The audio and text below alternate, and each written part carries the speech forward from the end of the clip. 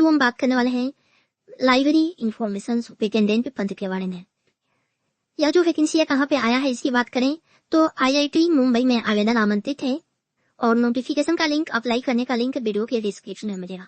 वो भी यूट्यूब पर जो वीडियो डाला जाएगा उसी के डिस्क्रिप्शन में मिलेगा। फेसबुक पेज पर यह वीडियो और नोटिफिकेशन सेंड किया जाता है तो वहां पे आपको लिंक नहीं मिलेगा, उसके लिए कमेंट करना पड़ेगा तो आपको लिंक मिलेगा। अब हम बात करें कि नंबर आप पद 3 है, तीनों पद सीधी भर्ती यानी परमानेंट नौकरी के लिए है, सरकारी नौकरी के लिए है। जनरल कैटेगरी में 2 पद हैं, ओबीसी कैटेगरी में 1 पद है। इस नोटिफिकेशन से रिलेटेड बहुत सारे कमेंट आए हैं कि सर नोटिफिकेशन का पीडीएफ नहीं मिल रहा है, तो नोटिफिकेशन का पीडीएफ आपको इस वीडियो के डिस्क्रिप्शन में मिलेगा और अप्लाई करने का लिंक भी वीडियो के डिस्क्रिप्शन में मिलेगा। अब इस पद के लिए क्वालिफिकेशन की बात करें कि क्या क्वालिफिकेशन रहना चाहिए या क्या क्वालिफिकेशन है, तो bachelor of library information science में होना चाहिए और एक्सपीरियंस जो है 4 साल का एक्सपीरियंस, जो एक्सपीरियंस है बैचलर डिग्री कंप्लीट करने के बाद का एक्सपीरियंस होना चाहिए। यदि आप अप्लाई कर रहे हैं master of library information science basis पे, तो master degree library information science qualify करने के बाद का एक्सपीरियंस होनी चाहिए। सिलेक्शन प्रोसीजर जो है और अंदर जो डिटेल जानकारी कंप्यूटर बेस्ड टेस्ट होने वाला है, यानी रिटन टेस्ट होगा कंप्यूटर के आधार पर और इसी के आधार पे सिलेक्शन होगा। क्या क्या कार्य करना है यह जानकारी आपको चेक कर लेना है। पे लेवल 6 के अनुसार सैलरी मिलेगा और पे लेवल 6 के अनुसार आपका बेसिक है 35,400 से लेकर 1,12,400 रुपये। Basic plus DA allowance, HRA allowance, transport allowance और डीएमएस अलाउंस, ट्रांसपोर्ट, ये सब अलाउंस आपको मिलने वाला है। एज लिमिट है 32 साल से ज्यादा नहीं होनी चाहिए और एप्लीकेशन फॉर्म फिल करने की अंतिम तिथि तक है जो है एज लिमिट काउंट करना है। फॉर्म क्लोज होने की अंतिम तिथि है 4/9/2026 रात्रि को 12 बजे तक। इसके अलावा जनरल टर्म्स एंड कंडीशंस जो भी हैं वो आपको पढ़ लेना है।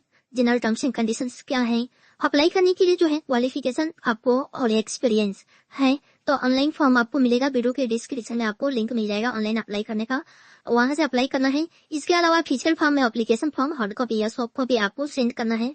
इसके लिए बाई स्पीड पोस्ट या बाई जीमेल के थ्रू आप सेंड कर सकते हैं, दोनों में से कोई भी ऑप्शन आपको चूज कर लेना है। Soft copy application form send करने के लिए ईमेल आईडी जो है किसी भी जीमेल आईडी पे सेंड नहीं करना है, लेकिन इस संस्था के द्वारा जो जीमेल आईडी दिया गया है जिस पे सेंड करना है उसी जीमेल आईडी से आपको सेंड करना है। अब एप्लीकेशन शुल्क की बात करें तो नॉट रिफंडेबल 500 रुपये एप्लीकेशन शुल्क है जनरल, ओबीसी कैटेगरी और ईडब्ल्यूएस कैटेगरी में, और एसी एसटी कैटेगरी के लिए जो है 250 रुपये है।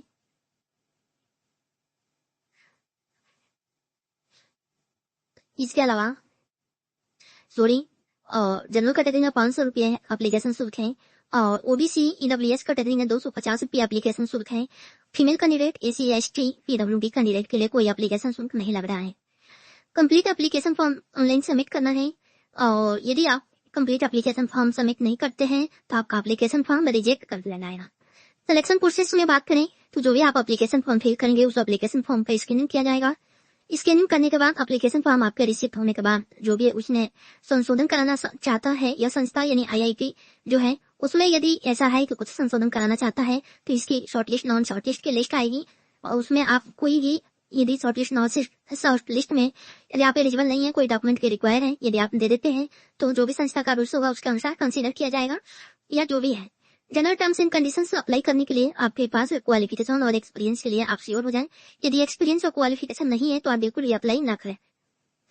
इसके अलावा आपके लिए है एप्लीकेंट्स के लिए कि आप अप्लाई कर रहे हैं तो पूरी डिटेल जानकारी आप चेक कर लें, उसके बाद ही अप्लाई करें। एज लिमिट जो है वो संस्था का नाम से अप्लीकेबल है, एज लिमिट में जो छूट है वो अप्लीकेबल मिलेगा एसी एसटी ओबीसी कैटेगरी की, आपके डब्ल्यूडी एक्स सर्विसमैन कैटेगरी में, और भी बहुत सारे ईडब्ल्यूएस कैटेगरी के लिए भी ये छूट से रिलेटेड डिटेल जानकारी दिया है। तो यदि आप कैटेगरी बिलोंग करते हैं तो ये सारे डिटेल जानकारी आप पढ़ लें तो आपके लिए बेटर रहेगा।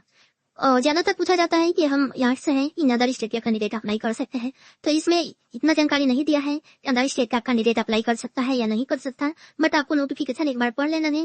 एप्लीकेशन फॉर्म फिल करने के लिए जो है अंतिम तिथि आपको बता दिया गया है, उससे पहले आप अप्लाई कर लें। और एनेक्जर 1 यहाँ दिया हुआ है, यदि आप कैटेगरी में अप्लाई करते हैं तो इसके लिए क्या करना है या डिटेल जानकारी आपको देख लेना है। ऑनलाइन फॉर्म फिल करने की अंतिम तिथि 4/9/2026 है, तो अभी बहुत टाइम है, आप अप्लाई कर सकते हैं। और एडमिट कार्ड जो है आपका इस शॉर्टलिस्ट कैंडिडेट को इशू किया जाएगा, रजिस्टर्ड जीमेल आईडी पर आपको एडमिट कार्ड मिलेगा। इस बात को भी आपको विशेष ध्यान रखना है। इसके बाद जीमेल आईडी जो यहाँ पे एप्लीकेशन फॉर्म सेंड करना है, यहाँ पे जीमेल आईडी दिया है, इसी जीमेल आईडी को आपको चेक कर लेना है और इसी जीमेल आईडी पर आपको एप्लीकेशन फॉर्म सेंड करना है। यदि इसके अलावा किसी दूसरे जीमेल आईडी पे आप सेंड करते हैं तो आपका एप्लीकेशन फॉर्म कंसीडर नहीं किया जाएगा।